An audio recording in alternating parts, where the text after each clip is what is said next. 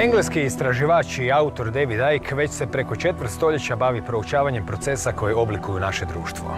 Napisao je desetak knjiga u kojima je postupno otkrivao sve dublje veze nevidljive na površini, a koje su mu govorile da se zbivanja oko nas, kako u prošlosti tako i danas, ne zbivaju nasumično, već su dio nekog dugotrajnog vođenog plana. Na tom mjestu stvari postaju i čudne, no u temelju mnogih manipulacija nalaze se naša uvjerenja o tome što svijet jest. A o podrijetlu tih uvjerenja rijetko kada razmišljamo, mada se na njih oslanjamo kada donosimo zaključke i odluke. U knjizi Fantomski David Icke bavi se upravo tim pitanjima, pa smo ne po prvi put sastanak dogovorili ovdje, na rubu znanosti.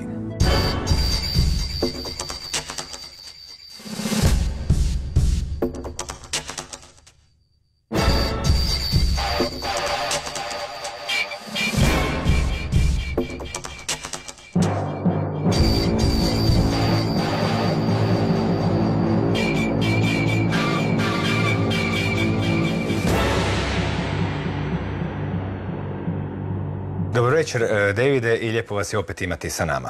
Great to be back. I've spoken in Croatia many times, and it's always been a pleasure.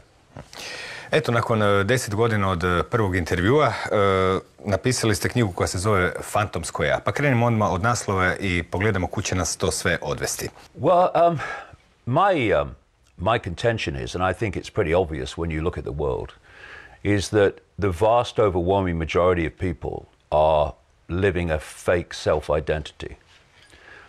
And this is being systematically manipulated to, in effect, hold our sense of reality only in the realm of the five senses, which is a very, very, almost laughably narrow band of frequency that we're interacting with reality upon.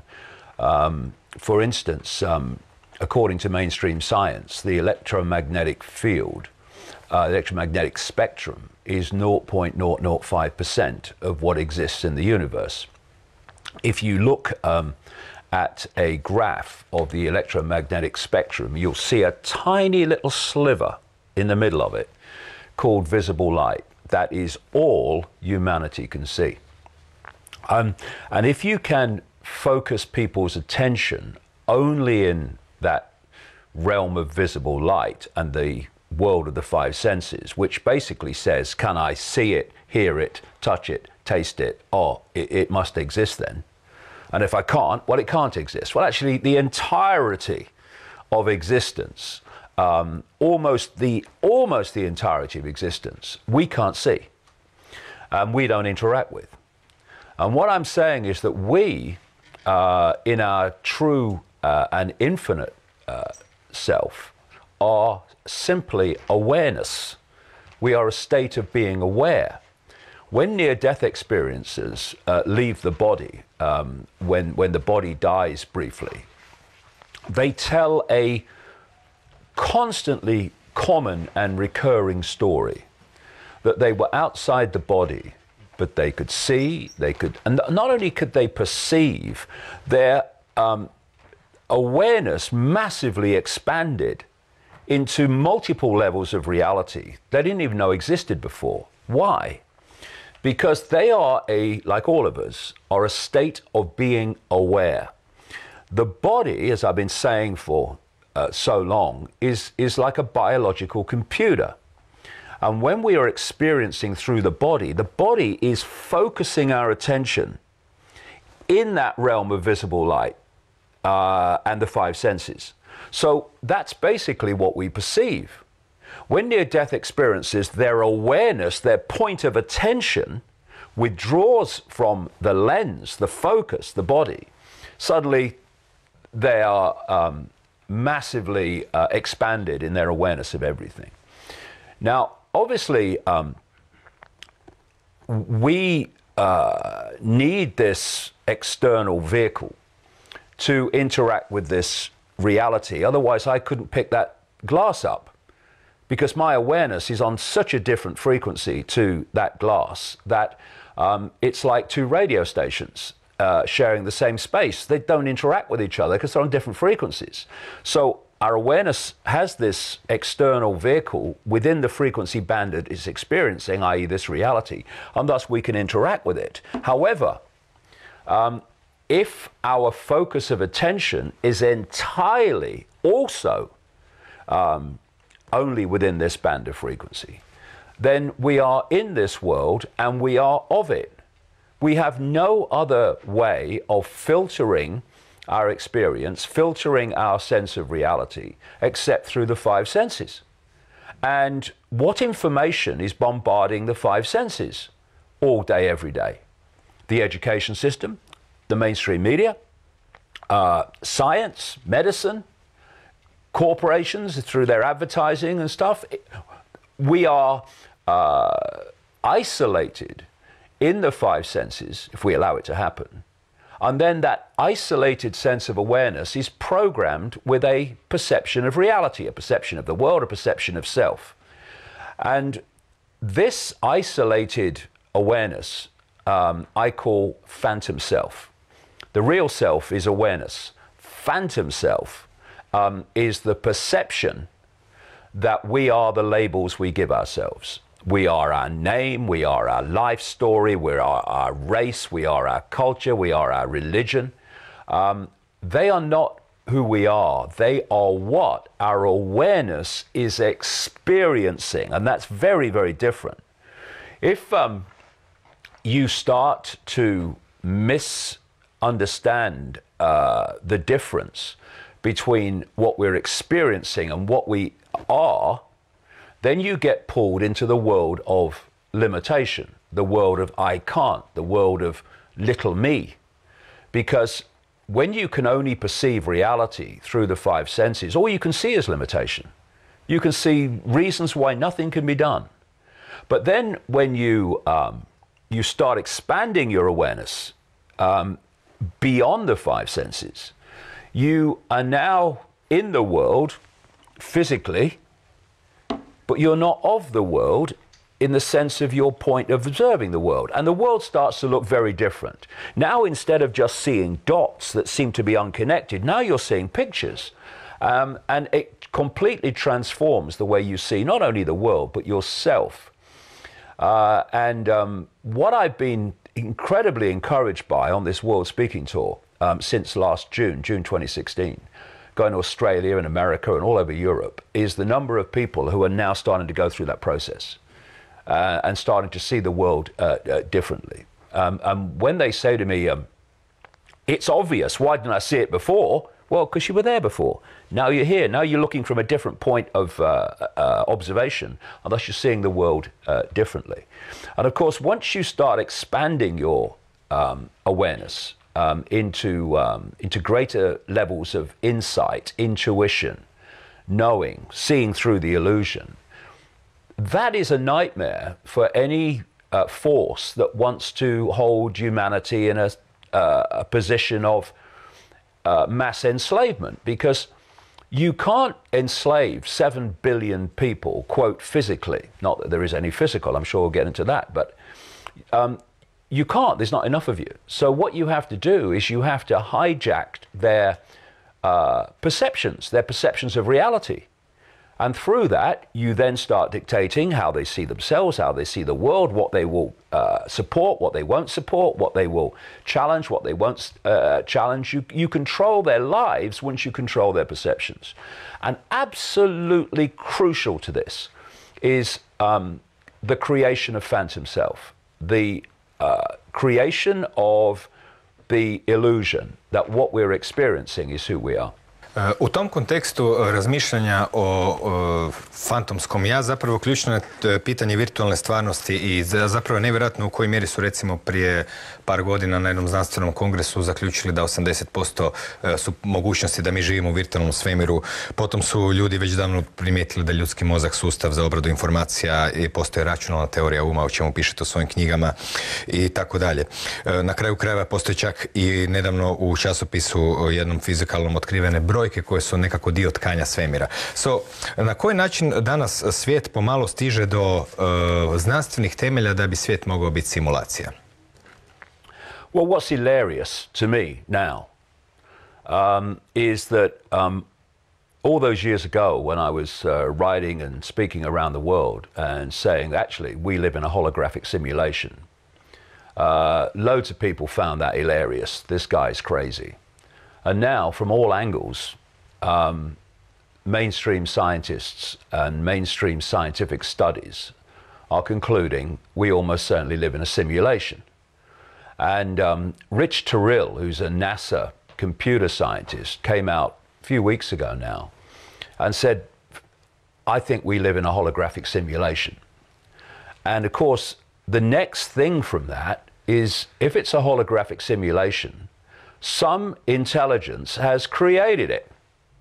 So now we're starting to move, and as he said, it could be extraterrestrials. We're now moving into this realm where even the most far out, perceived far out, of what I was writing and talking about all those years ago is being addressed by so many mainstream scientists. And you know, when you look at the way we interact with reality, when you go out of the norms and the what we're told about reality by the education system and the media and all that stuff, and you go in and you actually research what we're doing rather than what we're told we're doing, it's the most obvious simulation. How many people know that the physics of computer games are the same physics of our reality? And let's look at that in a simple way.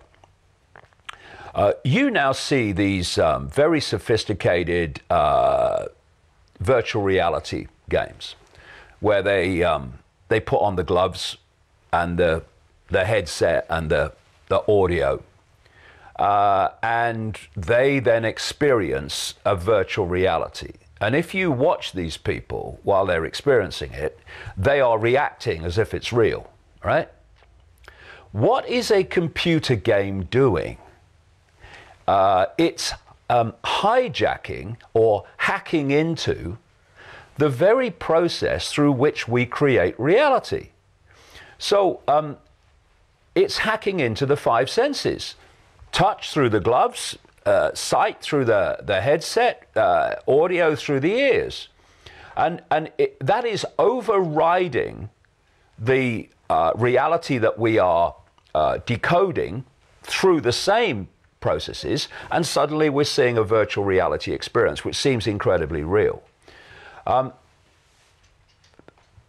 The five senses are simply taking waveform information, you think of it as Wi-Fi, and they're turning it into electrical information, which is delivered to the brain, and the brain turns it into holographic digital information. In terms of visual information, everything we're seeing in this room now, and you could go out on the top of a mountain and look at a vast panorama, doesn't matter. It will all only exist in that form, in a few cubic centimeters at the back of the brain. The world we perceive to be outside of us is actually inside of us. And it's exactly the same principle as a computer on your desk taking electrical and digital information and putting it into a reality on the screen. When you look at a computer screen, you'll say, oh, that's a computer, that's the internet. But it only exists in that form on your screen. The internet doesn't exist like that anywhere else. It's electrical information and other forms of coding. Mathematics, that's what it is. And at one level, I mean, Max Tegmark at the Massachusetts Institute of Technology, who's written a book called Our Mathematical Universe, has pointed out, as indeed I have over the years, that on one level of our reality, it's nothing but numbers. That's all it is, numbers. And this is the level on which the esoteric art of numerology works. They're reading that level, that digital level. And so what we're doing in creating this reality we think is so real and so solid is, as I said, the body's a biological computer. We're pretty much doing, in a much more advanced and sophisticated way, what the desktop computer does to the internet. Therefore, we live in a completely different world to the one we think we do. We experience it as out there, we experience it as solid, when all it is decoded information. And when you break it down, it's quite blatantly a simulation. This is not a world. This is an information source. The internet is not a world. It's an information source that appears to be a collective global world in terms of you can log on it anywhere in the world. But what are you logging onto? An information source. What are we logging onto through this biological computer? An information source within a certain narrow band of frequency, which gives us the illusion of looking into a space, even that's an illusion too, and believing that we're seeing everything in the space we're looking at, when we're seeing a tiny, tiny fraction of it. So then you start to realize that all these mysteries, esoteric mysteries, mysteries of things like ghosts and all these esoteric things that science dismisses. And science dismisses them for a simple reason. It can't explain them. And we have this extraordinary arrogance in mainstream science, where if they can't explain why it's happening, they conclude it can't be happening. But once you're coming from this direction that I'm coming from, and quantum physics is coming from, then these mysteries are no longer mysteries in the way they were before, because we're not dealing with solidity. And that takes us into another level of human enslavement. If we're not talking about solidity, we're not talking limitation of solidity either. And so once we start to understand how reality works, many of the things that we couldn't do if the world was literally solid, we suddenly can do. And just a few yards from where we're speaking now is the statue of Nikola Tesla. Tesla was saying, I mean, he died in 1943. He was saying way back that science has to go into the realms of frequency and vibration beyond the world of the seen. And if it did so, it would vastly advance its understanding of reality in a very short time if it would go there. And of course, it's struggling to hold its line now, but through all the period, most of the period since, and still in many cases throughout science today, it has, mainstream science has held on to this, the world is solid version of everything, when it clearly isn't. And it has to acknowledge that quantum physics exists, which shows it isn't solid. But because quantum physics exists, but what it does, quantum physics exists, and then it cracks on in its own discipline as if it doesn't. And it's extraordinary when you think about it.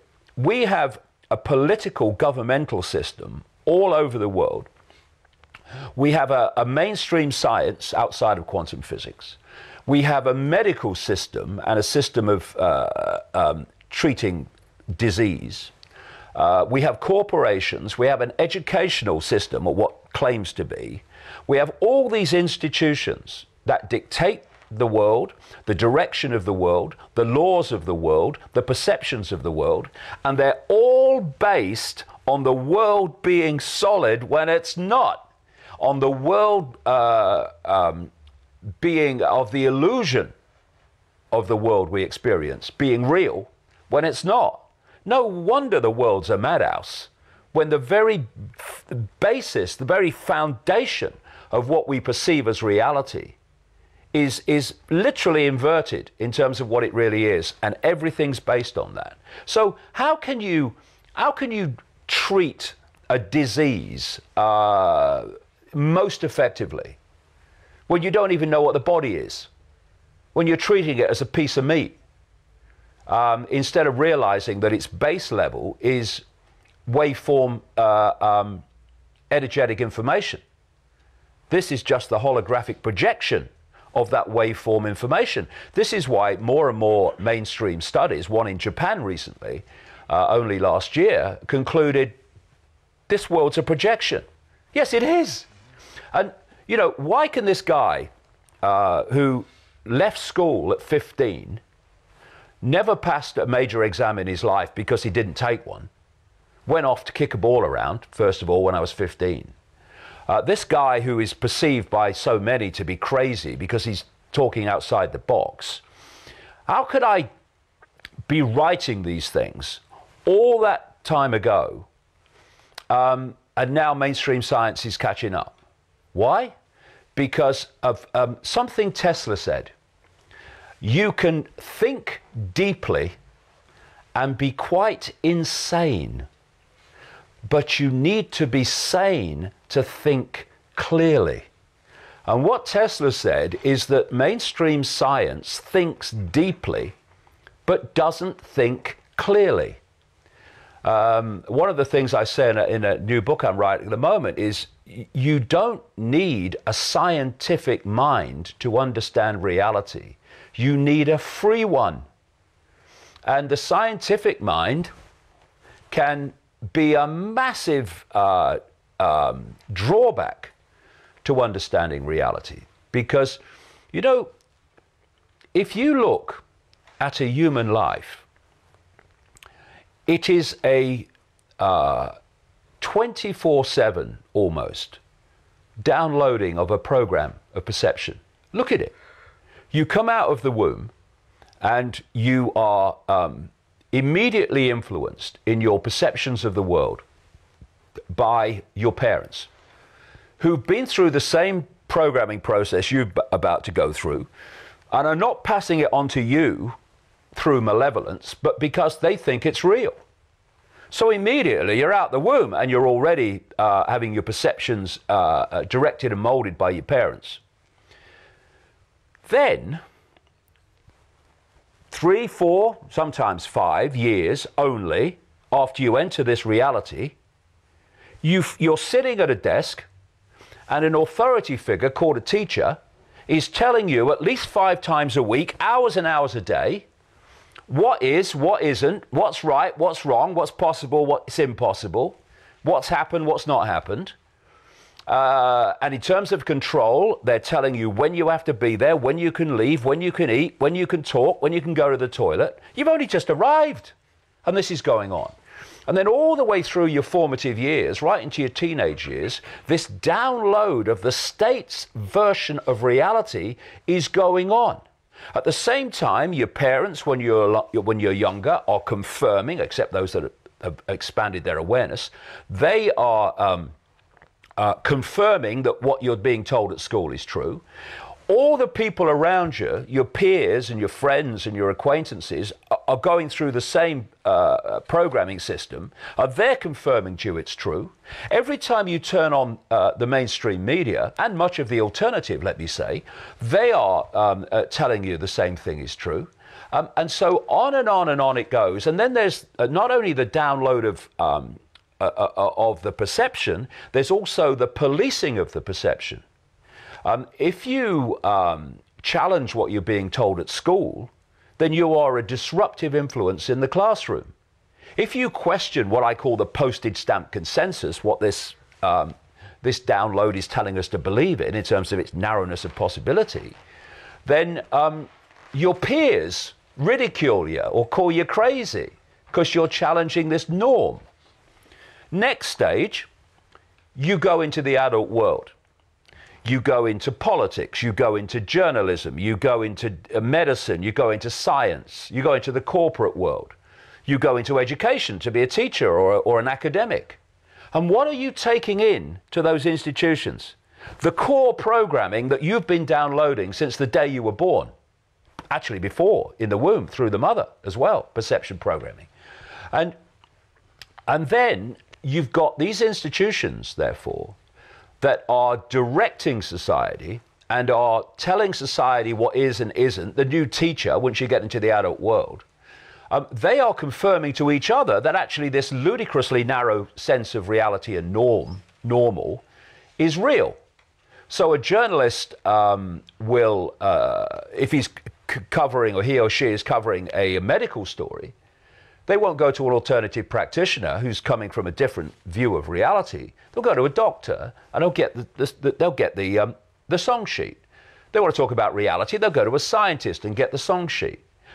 Same with all these things. And so all the way through your life, you are being bombarded with a sense of normality and a sense of the possible and a sense of reality, which is so powerful in controlling people's perceptions that people have laughed at me over the years for saying things that science, even mainstream science, has proved to be true.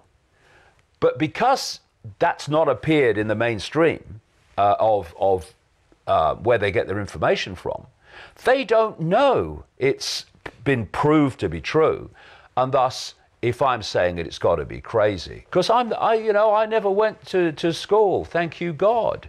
And this is the other thing about this program. The further you go in it, the more programmed you become to this perception of normal, this ludicrously narrow sense of normal. And who goes further into it? Those that go on to be scientists, that go on to be doctors, that go on to then tell us what normal is. You know, there's a professor in Britain who's famous for trashing anything alternative, who wrote a book and said that reality is not malleable, it's basically solid, when it blatantly isn't. And then in the same book, he says that his knowledge of quantum physics is, quote, a bit foggy. This is what you're dealing with. You're dealing with people who are so programmed with the official version of normal, they cannot literally think outside of it. So, as Tesla said, they can think deeply within the program, but they can't think clearly, so they see beyond the program. And that's why we need free minds looking at this, not scientific minds. They're never going to suss it. Kada ste već spominjali obrazovanje, treba reći da i mjere koje se provlače kroz obrazovanje su sve oštrije. Znači u Americi i u Velikoj Britaniji već postoje one odgojiteljice koje moraju prijavljivati djecu ako misle da bi mogli biti teroristi. Postoje samice sa tapeciranim zidovima za djecu. Postoje kazne za roditelje koji recimo zbog nekih neopravdanih izostanaka. I to je sad jedna druga priča za koju je teško je obuhvatiti ako pokušavamo pričati o stvarnosti. No u svakom slučaju, kao što ste rekli, evo ja ću pročitati jedan citat u kojem je James Gates u časopisu Physics World objasnio kako je otkrio sa svojim timom jednadžbe u tkanju svemira kodove digitalnih podataka koji poprimaju oblik i koji su zapravo binarni sustav uključenog i isključenog električnog napona. I rekao je da ne zna što oni rade u strukturi naše stvarnosti. No, to nas naravno vodi na ovu priču koju ste malo prije govorili, da je sve obrnuto, pa se pozabavimo malo onim što se obično naziva paranormalno. Znači, paranormalno je u stvari normalno iz te perspektive i unutar toga se ističe recimo biolog Rupert Sheldrake sa svojim mnogobrojnim knjigama, on je također bio gost ove emisije, koji je doveo u pitanje sve teze da je priroda mehanička, da je materija nesvjesna, da su zakoni prirode fiksni, da je ukupna količina materije i energije ista, da je priroda nesvrhovita i tako dalje. On je u stvari krenuo potvrđivati te teze, na kraju je ustanovio da su sve do jedne pogrešne. Međutim, tezama paranormalno i normalno neke se ističu koje su bitne za našu priču, to je recimo ideja električnog svemira. No možete i proširiti i na neke druge ako imate inspiraciju. Anything outside of what I call the postage stamp normal is referred to as paranormal. It's not paranormal, it's para-postage stamp normal. That's all it is. And it's like Tesla said, when you go into the realms of frequency and vibration, you go into those realms from which this world is a projection. And thus you can see and explain things within the projection that if you think the projection is all there is, and it's solid, etc., you'll never explain them. So, just take a few paranormal things. Ghosts. Well, if you have two radio stations, one's the dominant one and one's an interfering station. The interfering station is nothing like as sharp as the main station, but you can still hear it, you can still perceive it. If you look at that in terms of a visual experience, you've got the prime station. This is this visible light realm that we occupy, this narrow band of frequency. And anything that gets close to it, but is not in it, will not look solid because we're not decoding it in a sharp way that makes it appear solidly holographic. So it's ethereal. It's ethereal. We perceive ghosts as ethereal because they're not on the same frequency we are. If they were on the same frequency we are, they'd look as solid as you and me. Then you go to psychics, for instance. What are they doing? Well, we operate within a certain band of frequency. Our brain operates within a certain band of frequency. Provable fact, mainstream science. And what psychics are able to do, and mediums, the good ones, there's loads that call themselves psychics and mediums who are just kidding themselves as well as other people, but the good ones, they're able to expand their awareness, their frequency, further into the field, into other levels of awareness that are not in the world of our scene. And they are therefore able to tap into information and insight and bring it down into this world, or into this information source, what it is, in a way that many others can't, but a way in which everyone is supposed to. See, when you focus attention, as the system does, through the five senses and only in the realm of the five senses, you are focusing attention on a narrow band of frequency. What is that doing? That's disconnecting you from an awareness of the wider frequency. You see, why do animals know when an earthquake's coming? Why do they know when there's a storm coming before humans do? Because they haven't been to school. They don't read the local newspaper and watch the mainstream media. They've not got peer pressure all the time that we've discussed to desensitize them from the wider field and focus them only at a tiny band of it. So because everything is energy in the end, everything is waveform energy in its base form, just like Wi-Fi, think Wi-Fi fields. When an earthquake is in the process of unfolding, or a storm, it doesn't just happen, oh, it's an earthquake. There's a process. Like with a storm, there's a process. And what that process is doing is changing, making subtle, even in earthquake terms, less than subtle, changes to the energetic field or fields. Now, animals, even insects, are able to feel and be sensitive to those changes, so they know something's coming. Humans are so insensitive to these changes because of this five-sense focus of attention that they only know there's an earthquake when the earth moves. They only know when there's a storm coming when they see it. And therefore we've become massively desensitized from these things. But we're all meant to be multidimensional awareness that interacts with other levels of awareness. But we've been manipulated not to. Why? When you start to expand your awareness into the greater field, you're expanding your awareness into greater understanding, into greater insight, into greater knowledge.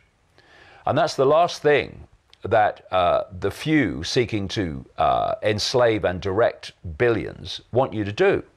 They want you isolated in a sense of little me, in a sense of everything's apart from everything else, rather than we're all expressions of the same awareness having different experiences.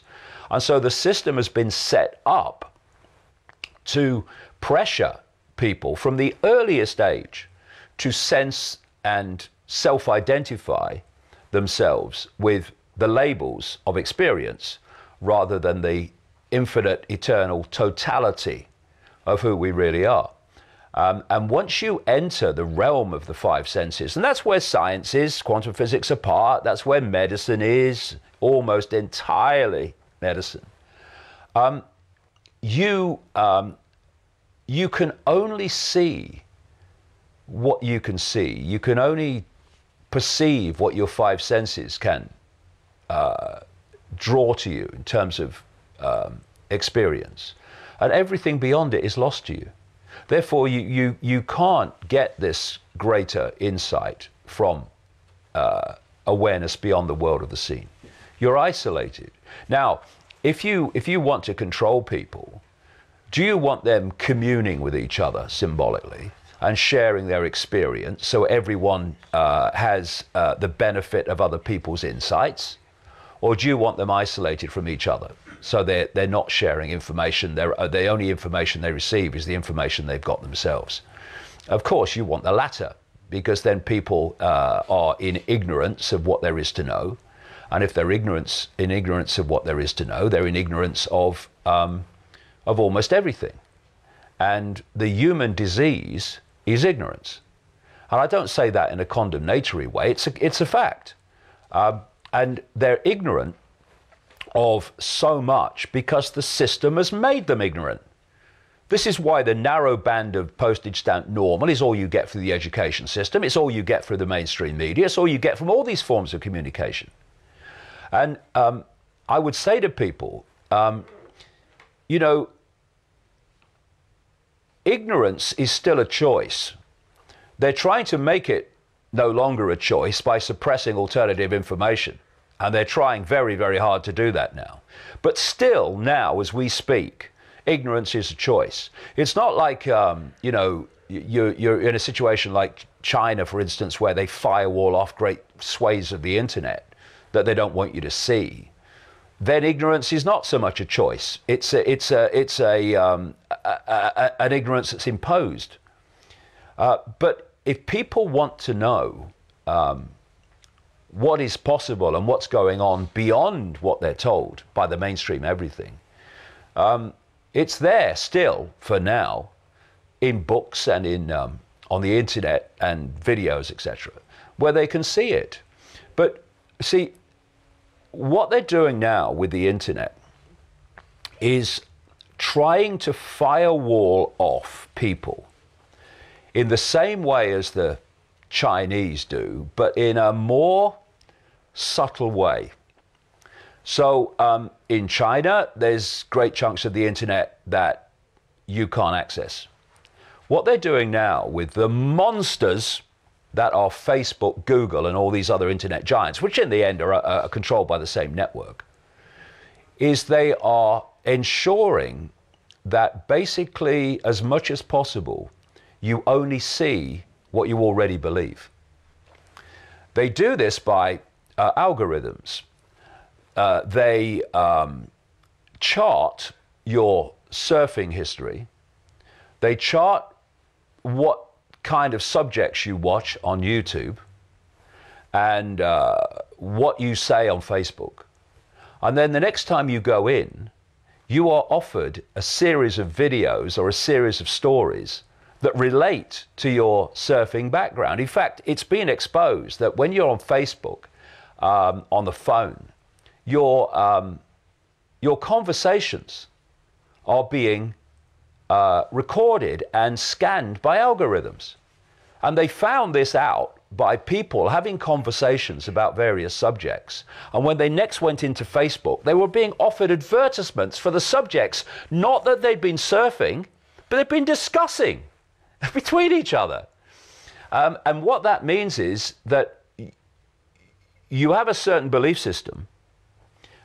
And when you go into the web, as much as possible, they're offering you only that belief system. They don't want you to see something, if you like, by accident, that might make you think, oh God, what's that? Oh, I didn't know that. Hey, come and look at this. They don't want that. And this is what's being done by algorithms now. There's this this war on expanded perception going on, and it's moving very fast. Why? Because they know, and my goodness me, on this world tour, I've seen it. They know that people are now starting to wake up to at least look at things more dispassionately that are outside the box, and they would have waved away by reflex action before, and they're desperately trying to keep the lid on this, or put the lid on this, by all these methods we're talking about. Kada već pričamo znači o umjetnoj stvarnosti i kako je ona učitana, u knjizi spominjete da je zapravo postojala jedna stvarnost, to se zapravo čini logičnim jer naša percepcija jest jedna stvarnost i očigledno sad imamo neke hakere koji tu kontroliraju politiku i sve to. Zanimljivo je što obično, mada je vaša središnja tema upravo priroda stvarnosti, često vas povezuju i po internetu, a David Icke, to one koji vjeruju u gmazove. No, zanimljivo je kad već se bavimo stvarima iz jednog novog kuta kojim se do sad nismo bili naučeni gledati, obratiti pažnju na neke povijesne dokumente koji u stvari se mogu nadovezati, mada su povijesni, na ovu sasvim modernu tehnološku priču koja će nas kasnije s vremenom dovesti do transhumanizma i drugog. Stoga bih vas zamolio da ispričate što to knjižnica u Nag Hammadiju govori i što su ta gnostička učenja pokazala, dakle dokumenti koji su jednostavno bili nađeni onakvi kakvi su bili zapisani i na koji način oni možda kriju ključ tajne od kuda i što se zapravo dekodira, s obzirom da, naravno, kao što ste rekli, ako neka stvarnost jest virtualna i kodirana i ako postoji elita koja čuva, znači netko mora nad tim informacijama imati nadzor. Pitanje je od kad i kako, a možda ćemo doći na to i zašto. Drugim riječima, što te najstarije knjižnice koje su uvele izraz Arkoni, koji danas kruži, zapravo nama govore? Yeah, you see, when you think of the narrow band of sense of the possible within what I call the postage stamp normal, when I'm talking about a non-human force manipulating human society from the unseen, and of course the unseen, as we've discussed, is almost the entirety of reality that we can't see. That you know, blows a lot of people's minds. But you see, it's not me they should be looking at when they laugh and dismiss. They should be finding themselves a mirror, and they should ask themselves why they find this so funny and not credible, without an ounce of research, by the way. And as Einstein said, condemnation without investigation is the height of ignorance. Because let's just break this down. We can see a laughably small fraction of reality, visible light. Laughable, it's so tiny. Beyond what we see is the entirety of existence. So, what do you think? Do you think there's a chance that in almost the entirety of existence there might be intelligent life that doesn't look human? Do you think there might be a chance of that? When you see the diversity of form there is in the human world that we see, what diversity of form must there be outside of it? I mean, hello? Then, from the projected size of the universe, according to mainstream science, planet Earth in size is the equivalent of a billionth of a pinhead.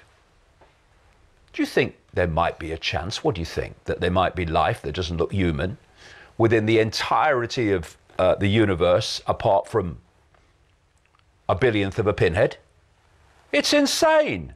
See, this is it. They're laughing at the wrong person. They ought to be laughing at the mirror and asking it why their perception of the possible is so focused on a tiny range of possibility that their instant reaction is to laugh at anything that's outside of it. You know, look the other way. I don't care if you laugh at me. I've no interest to me. But, you know, a bit of advice, ask why you're laughing, given the kinds of things that I'm saying now about the chances. Then you go to ancient cultures all over the world who, although they use different names for obvious reasons, all describe a force in the hidden, the almost entirety of reality we can't see, that is manipulating human affairs. Right across. And often they are describing this force in similar terms. I mean, you mentioned the archons, the Gnostic people who operated in Egypt and in southern France as the Cathars, who had a certain belief system about this reality, which I go into in the books. They described this force as archons, which is comes from a word meaning rulers. And how they describe these archons is the same way that the Islamic world and the pre-Islamic world, which is where it came from, described the jinn, from which we get the term genie. The Islamic world says of the jinn that they're made from smokeless fire. The Gnostics say of the archons they're made from luminous fire. You see these common themes. Then, if you look at the way ancient cultures and the shamans of those cultures were describing this force, they obviously can't describe something in their own historical setting in terms of computers, in terms of simulations. We have that ability because we have that technology around us now, and thus we have the analogies. Makes it much easier for people like me to describe what I'm saying, because we have the technological analogies and we have Wi-Fi and we have computers. But in those times, they didn't. So they had to describe this in the language of the day. When you transcribe the language of the day across to modern technology, they're describing a simulation. That's what they're describing. And they're describing a force that created the simulation. And what are people like Rich Terrell, the NASA computer scientist, saying? That he's now convinced we live in a holographic simulation that had to therefore be created by some intelligence. So when you put the dots together, you start to see the forest, you start to see the picture. But when you're only looking at dots in isolation, then you can't see the picture. How can you? And look at the five sense mind, which we are manipulated from cradle to grave to stay in. How does it perceive the world? In dots, as everything apart from everything else. And thus, it's isolated from that level of itself, not least in the right side of the brain, which sees pictures, not pixels, which sees forests, not twigs. It's systematic. You look at the work of Silas Bean, the physicist Silas Bean, and his team at the University of Bonn, which have been investigating whether we live in a simulation and concluding we almost certainly do, and that even down to, they suggest, it's actually made of a lattice of cubes. They are outside the box, not because they have decided that that's where they're going to go, but the information that they've uncovered from the studies they've done have taken them outside the box. And if we, when the Gnostics, who were like the Gnostic Cathars in southern France, the Gnostics in Egypt, who were destroyed by the Roman Catholic Church, whenever the Gnostic belief system got a grip in any society, the Roman Church sent the boys in to destroy them, as they did the Cathars in the siege of Montségur in 1244. The Gnostics, in their language, were describing a virtual reality, which they said this force had created to enslave humanity. They were describing the way that what we perceive as the physical world is this manufactured illusion to hold us in servitude to ignorance and therefore keep us under control. How did they do that? But they were describing a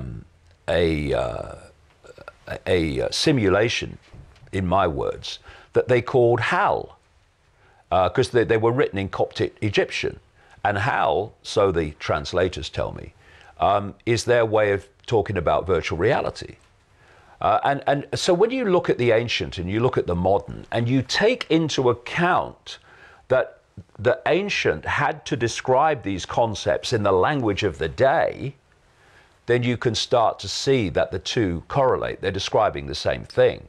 And what's happened is five sense obsessed anthropologists and historians, etc., have gone into these ancient societies And they've taken the stories literally. They've taken the descriptions literally and thought, oh, they're primitive people, they are. No, they're talking symbolically because that's all they had to describe these things. They couldn't talk about simulations and computers and information sources and biological computers. We can. And this is why we are in a position now of enormous danger, but enormous opportunity. The opportunity is we have the analogies now, which are not even analogies. They're so close to literally the same with our computer systems and our Wi-Fi that relate to the reality we're actually experiencing. I mean, you know, you listen to people at the cutting edge of virtual reality, and they'll tell you it's not going to be long before virtual reality, even with our computation power, is going to be indistinguishable from the reality we're experiencing as the world. The great danger is this, and it's a great danger. And if people listen to nothing I've said in this interview, please give this bit a chance. In my latest book, just come out in Croatia, Phantom Self, there's a chapter which I call Transphantomism. And clearly it has a relationship to transhumanism. We've discussed how humanity has been controlled and herded into a tiny fraction of perception called visible light and the five senses through the creation of phantom self, which is the perception that all the labels we give ourselves is who we are. We are now at the point where they're going to where they were always going all along.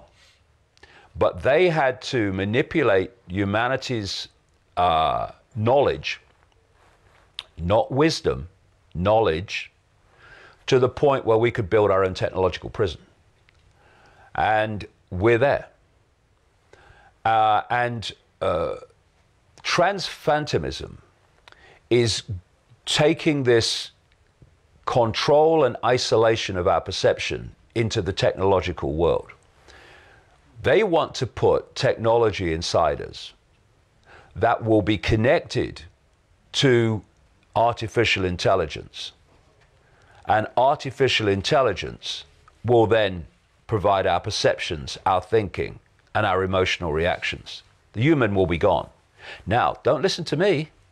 Listen to the global sales pitcher of transhumanism, a Google executive, the monster that is Google, called Ray Kurzweil. He is now openly saying, and it is claimed that over the years where he's made his predictions about the technological advancement and its effect on humanity, he's been about 80% true, correct, up to this point, even in his timescale. He is saying that by 2030, we are speaking in 2017, humans will be connected technologically to what he calls the cloud. And this is not me overhearing a conversation or anything and exposing it. This is him speaking publicly. And that from the point of connection, gradually and not so gradually, the artificial intelligence in the cloud, as he calls it, will do more and more of human thinking until there's no human thinking left. They're his words. Now, why are these people like him openly coming out and saying this? You'd think they wouldn't want us to know. Actually, they do, because of the sales pitch. The sales pitch is we must become technologically attached to artificial intelligence so that we become superhuman. No. So we become subhuman, and people like Kurzweil know it. Then you've got others like Elon Musk, a co-founder of PayPal and now a billionaire in high technology. He's, through his SpaceX company, he sends up satellites around the Earth to beam Wi-Fi at the Earth, and that's another major story about why they're doing that. It's all part of this transhumanism and this creation of this artificial intelligence cloud. And if you're going to have this cloud encompassing the entirety of the human race, so there's no escape from it, then you have to have it beamed from satellite. And people have no idea the scale of what is happening in the heavens around the Earth. There was a story a few weeks back of an Indian rocket taking up 140 satellites in one launch. That's what's going on all around us. They're creating this cloud from which humanity will not be able to escape once we are technologically connected to it. And the idea that Elon Musk is talking about, Elon Musk, who has said that there's only a 1 in billions chance that we don't live in a simulation, that, oh, AI is bad. Well, why are you putting satellites in the sky for then? To advance it. He says AI is bad, but there's no escape from it. It's like the Borg in Star Trek, resistance is futile. Because unless we connect to AI, AI will become far more intelligent than us and it will take us over. Well, if we become attached to it, it'll take us over. And you're seeing this push now for transhumanism. Now, we've talked before in these interviews about the various techniques of human manipulation, and one of them I've been calling now for 20 odd years the totalitarian tiptoe, where you start at A and you know you're going to Z, but you go in steps, not in enormous leaps, because you don't want to alert the target population to the fact that you're going in a particular direction. You want to promote every step as in isolation and in and of itself. But there's a very clear totalitarian tiptoe in relation to transhumanism. First of all, you get them addicted to technology that they hold, to smartphones, to tablets, to this kind of technology. Now that has basically been achieved. Now, because I've been traveling around the world, talking in different countries and different cultures for the last nearly a year, I can tell you that when you walk down the street, almost anywhere, that addiction to smart technology can be clearly seen. Conversation is dying. Family interaction is dying. People in ridiculous numbers are texting each other in the same house, a family. It's an addiction. And this can be shown by studies of the brain. They've even now coined a phrase for it. It's a very good one, digital heroin. Because they once believed that once the brain was formed, it never changed. Now they realize that's nonsense, that the brain is constantly changing, and what's changing it is information received. As data is decoded by a computer, the computer is changing. As the brain, which is a part of the biological computer, is processing information, it's changing. This is clearly shown. And what is happening to the brain is it's becoming addicted to the electrical stimulus of smart technology. If you put the phone down, and many people rarely do, then basically the brain goes into an electronic stimulation cold turkey. It wants its stimulation. So they pick the phone up. They're not doing anything with it, but they've got the phone. Now, what this has done, again, another point that's been shown in studies, this has reduced dramatically the human attention span. Many humans now have the attention span of a goldfish. You pick up a book, you get two pages into the book. No, I don't want that one. Electronic stimulation or something on the, and so it goes on. And so this addiction not only is obvious, how it's come about is clear. So stage one of the totalitarian tiptoe is you get people addicted to technology they hold. Then you go to the next stage, which is what they're calling wearables. This is Google Glass, this is Bluetooth, this is smartwatches. It's technology on the body. They want to get inside, but they're on the body now. And look how widespread that is now. The next one, and this is already happening, is what they call implantables. And if people read my books from 1994 and before 93, they'll see me saying, this is the plan. Getting technology inside people, what they now call implantables. It's happening. It's not something that's happening by organic unfolding. It's happening by cold calculated design, and it goes way back for the reasons that I have explained and can explain at length. We're now there where people are now, they're lining up to be plugged into AI. Oh, have you seen the latest? You know, these people who they line up in the dead of the morning so that they can be the first person to get the new Apple phone or something. It's madness.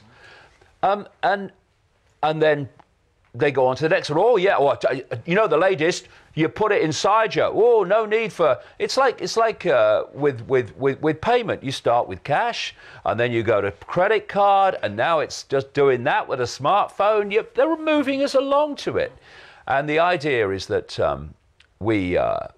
as Aldous Huxley said in Brave New World, who wasn't coming purely from his imagination. He was an insider. He knew what the plan was. So did George Orwell, who was taught French at Eton College, the elite college where the Royals go to in England, by Aldous Huxley. They were coming from a knowledge of what the plan was. This is why they've been so remarkably accurate in the way they talked about this dystopian society. And so the idea is that people, as Huxley talked about, welcome and love their servitude and love the technologies that enslave them. And I'll say this, you know, if anyone has technology put inside them to connect them to AI, bye-bye, nice knowing you. Because very soon, you will not be the person you were before. You'll be an AI computer terminal on an AI internet. David, evo, za drugi nastavak emisije ćemo staviti neke detalje vezane uz pitanja zašto, kako i slično. Ovaj put, u ovom prilikom ćemo završiti sa ovim riječima, pa do sljedećeg tjedna. Doviđenja.